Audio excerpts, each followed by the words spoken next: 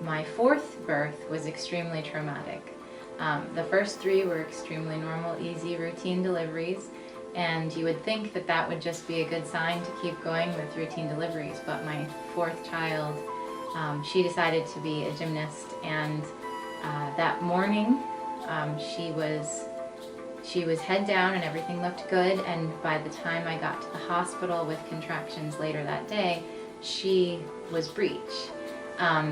So Dr. Bertelsky was the physician in the hospital, and he was able to turn her to be head down, but many complications happened. The worst being that my cord prolapsed, my daughter's cord prolapsed, so they had to do an emergency C-section.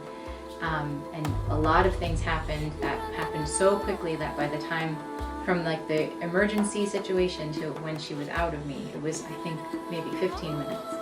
But the greatest comfort came when I was praying with my husband, and I couldn't even remember words to pray.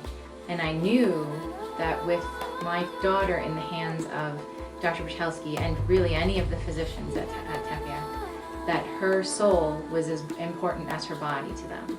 If something was wrong, because so many things were going wrong with that delivery, that she would be, if God forbid, she didn't make it, that she would be with Christ, because Dr. Bertelsky would make sure that she would have been baptized, even if he had to do it himself. I know he's done it. He told me he's done it.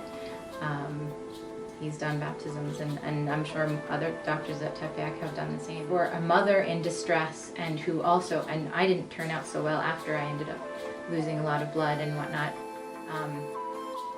to have that in the back of my mind, knowing that she and I were both that not just our bodies, but our souls were in the hands of someone who cared, it made all the difference in the world.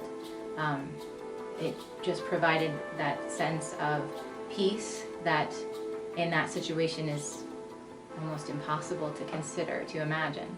And I know my husband was grateful for that as well.